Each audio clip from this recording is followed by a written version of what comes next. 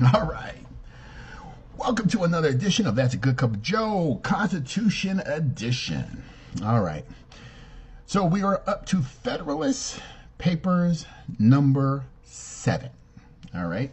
And it's going to continue. Same subject continue as number 6 concerning dangers from dissensions between the states. Okay. And we're going to jump right into it. So here we go. For the Independent Journal. Author Alexander Hamilton, again, to the people of the state of New York. It is sometimes asked, with an air seemingly triumphant, what inducements could states have if disunited to make war upon each other? It would be a full answer to this question to say precisely the same inducements which have, at different times, deluged in blood all the nations in the world. But unfortunately for us, the question admits of a more particular answer. There are causes of differences within our immediate contemplation of the tendency of which, even under the constraints of a federal constitution, we have had sufficient experience to enable us to form a judgment of what might be expected if those restraints were removed. Territorial disputes have at all times been found one of the most fertile resources of hostility among nations.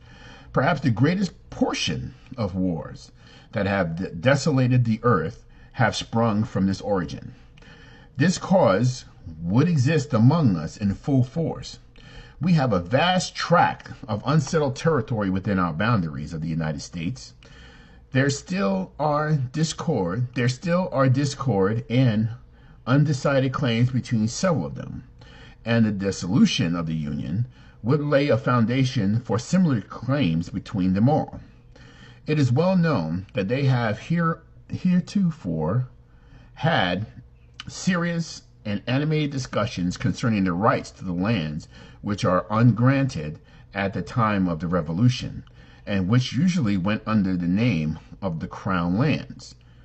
The states within the limits of those colonial governments they were comprised have claimed them as their property, and others have contended that the rights of the Crown in this article devolved upon the Union, especially as to all that part of the Western Territory which, either by actual possession or through the submission of the Indian proprietors, was subjected to the jurisdiction of the King of Great Britain, till it was relinquished in the treaty peace. This, it has been said, was at all events an acquisition to the Confederacy by compact with a foreign power. It has been the prudent policy of Congress to appease these controversies by prevailing upon the states to make concessions to the United States for the benefit of the whole. This has been so far accomplished as under the continuation of the Union to afford a decided prospect of an amicable termination of the dispute.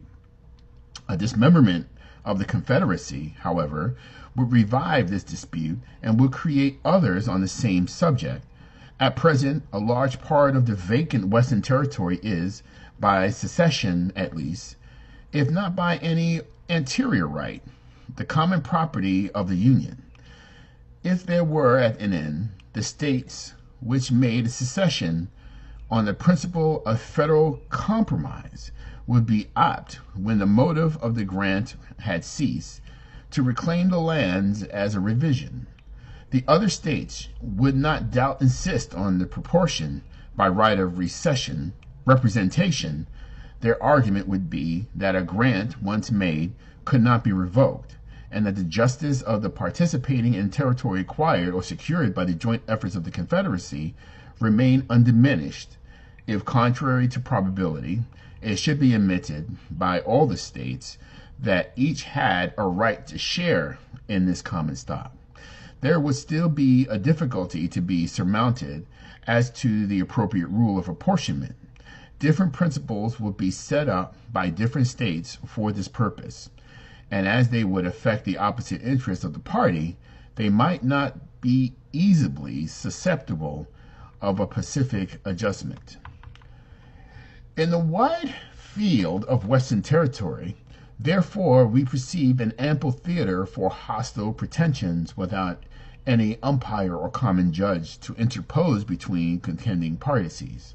To reason from the past to the future, we shall have good ground to apprehend that the sword would be sometimes be appealed to as the arbiter of their differences. The circumstances of the dispute between Connecticut and Pennsylvania respecting the land at Wyoming admonish us not to be sanguine in expecting an easy combination of such differences. The Articles of the Confederation obliged the parties to submit the matter to the decision of the federal court.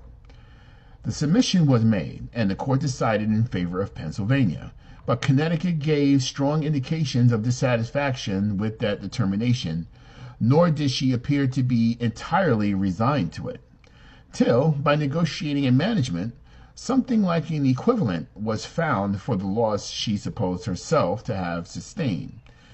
Nothing here said is intended to convey the slightest censure on the conduct of that state. She no doubt sincerely believed herself to have been injured by the decision, and states, like individuals, acquiesces to the great reluctance in determinations to their disadvantage. Those who had an opportunity of seeing the inside of the transaction which attended to the progress of the controversy between this state and the District of Vermont can vouch the opposition was experienced, as well as from states not interested as from those which were interested in the claim, and can attest the danger to which the peace of the Confederacy might have been exposed. Had this state attempted to assert its rights by force, two motives preponderated in that opposition. One, a jealousy entertained of our future power, and the other, the interests of certain individuals of influence in the neighboring states, who had obtained grants of land under the actual government of the district. Even the states which brought for claims in contradiction to ours seem more solicitous to dismember the state than to establish their own pretensions. These were New Hampshire, Massachusetts, Connecticut, New Jersey, and Rhode Island, upon all occasions, discovered a warm zeal for the independence of Vermont and Maryland, till alarmed by the appearance of a connection between Canada and that states, entered deeply into the same views. These being small states saw with an unfriendly eye the perspective of our growing greatness.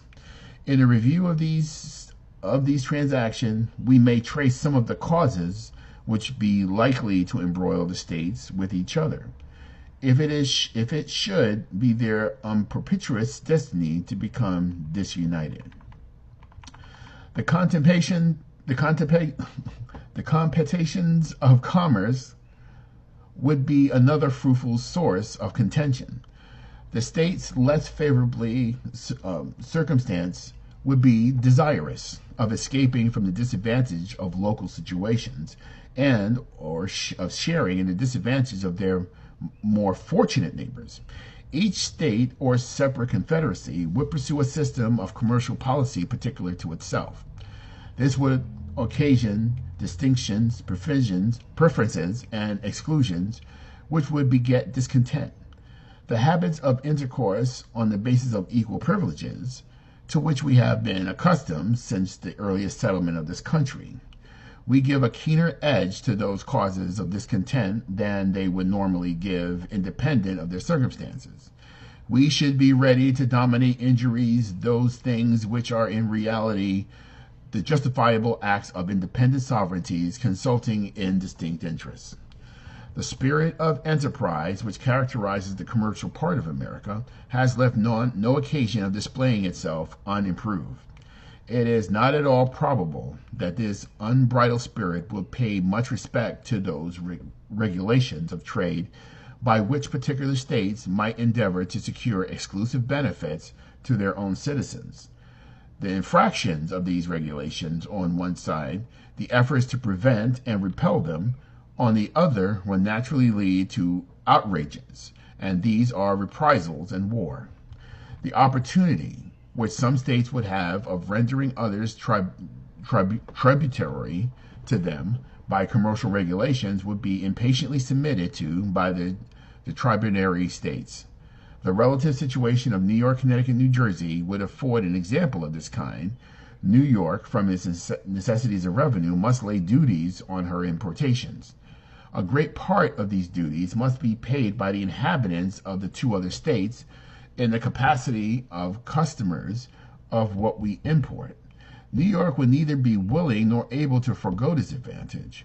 Her citizens will not consent to a duty paid by them should be remitted in favor of the citizens of her neighbors, nor would it be practical if there were not this impediment in the way to distinguish the customers in our own markets.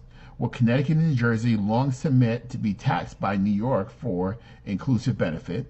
Should we be long permitted to remain in the quiet and undisturbed employment of a metropolis, from the possession of which we derived an advantage so odious to our neighbors, and, in our opinion, so oppressive? Should we be able to preserve it against the incumbent weight of Connecticut on the other side, and the cooperating pressure of New Jersey on the other? These are questions that temerity alone will answer in the affirmative. The public debt of the Union will be further cause of collision between the separate states or confederacies. The apportionment in the first instance and the progressive extinguishment afterward would be like productive of ill humor and animosity. How it be possible to agree upon a rule of apportionment satisfactory to all? There is scarcely any that can be proposed which is entirely free from real objections. These, as usual, would be exaggerated by the adverse interests of the parties. There are even similar views among the states as to the general principle of discharging the public debt, some of them either less impressive by the importance of national debt, or because their citizens have little, if any, immediate interest in the question, feel the indifference, if not for repugnance, to the payment of the domestic debt at any rate. These would be inclined to magnify the difficulties of a distribution. Others of them, numerous body of those citizens of whose citizens are creditors to the public beyond proportion of the state in the total number of the national debt, would be strenuous from some equitable and effective provision. The procrastinations of the former will incite the resentments of the latter. The settlement of a rule would, in the meantime, be postponed by real differences of opinion and affected delays. The citizens of the states interested would clamor, foreign powers would urge for the satisfaction of their just demands, and the peace of the states would be hazarded to the double contingency of external invasion and internal contention. Suppose the difficulties of agreeing upon a rule surmounted and the apportionment made. Still, there is a great room to suppose that the rule agreed upon would, upon experiment, be found to bear harder upon the states than others. Those which were suffered by it would naturally seek for the mitigation of the burden. The others would as naturally be disinclined to a revision, which was likely to end in an increase of their own encumbrances. Their refusal would be too plausible a pretext to the complaining states, but withhold their contribution, not to be embraced with avidity, but the non-compliance of these states with their engagements would be a ground of bitter discussion and altercation. If even the rule adopted should in practice justify the equality of its principles, still delinquencies in payment on the part of some of the states would result in a diversity of other causes. The real deficiencies of resources, the mismanagement of their finances, accidental disorders in the management of the government, and, in addition to the rest, the reluctance with which men commonly part with money for purposes that have outlived the exigencies which produce them, and interfere with the supply and immediate wants. Delinquencies from whatever causes would be productive of complaints, recriminations, and quarrels. There is perhaps nothing more likely to disturb the tranquillity of nations than their being bound to mutual contributions of any common object that does not yield an equal and coincidental benefit. For it is an observation, as true it is to the trite, that there is nothing men differ so readily about as the payment of money. So, laws in violation of private contracts, as they amount to aggressions on the rights of those states whose citizens are injured by them, may be considered as another probable source of hostility. We are not authorized to expect that a more liberal and more equitable spirit will preside over the legislations of the individual states hereafter. If unrestrained by any additional checks, then we have heretofore seen, in too many instances, disgracing their several codes. We have observed the disposition of retaliation excited in Connecticut in the consequence of enormities perpetrated by the legislator of Rhode Island, and we reasonably infer that, in similar cases under other circumstances, a war, not of parchment, but of the sword, would chastise such atrocities, atrocious breaches of moral obligation and social justice.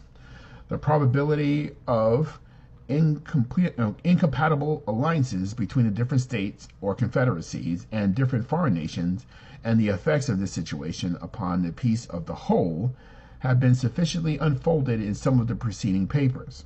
From the view they have exhibited of this part of the subject, this conclusion is to be drawn that America, if not connected at all, or only by a feasible tie of a simple league, offensive and defensive, would be, by the operation of such jarring alliances, be gradually entangled in all the pernicious labyrinths of European politics and wars, and by the destructive contentions of the parts into which she was divided, would be likely to become a prey of the artifices and machinations of powers equally by the enemies of them all. Divine et impera must be the motto of every nation that either hates or fears us. Okay. So, a lot of money jargon here. Commerce, disputes among the states. How would those things be resolved, actually, if not having a unified government or a unified arbitration system or process that could resolve these differences? And paying tariffs between states if they're all separate, right? But because we have a somewhat free market society within our own borders, commerce will be allowed to pass through the states. So there was a lot to consider. Money being the root of the evils of this land from the beginning, because nobody wants to spend it. They want to always get things, but a lot of times they don't want to pay for it. But this is the formation of how important that if we are one United States, one government, how commerce between us all would probably be a lot easier to get through, would be a lot easier to do. I mean, right today, when you buy an item, we have it flown halfway across the country, right? It can be place in California, mail it out, Amazon, right? Amazon all over the place.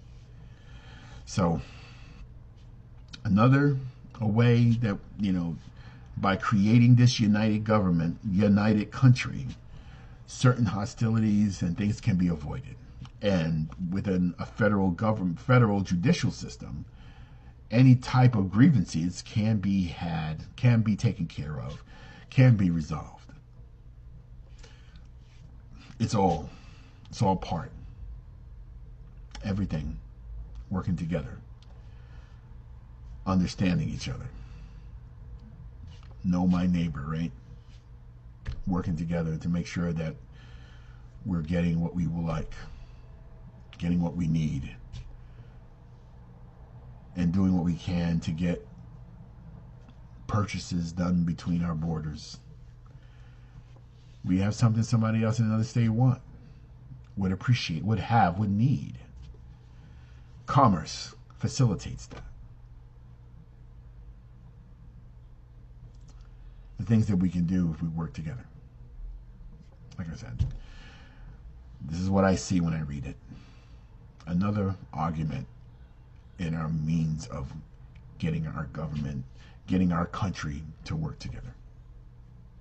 All right. Well, that does it for today's Good Cup of Joe. We'll be right back with our Federalist paper number 8.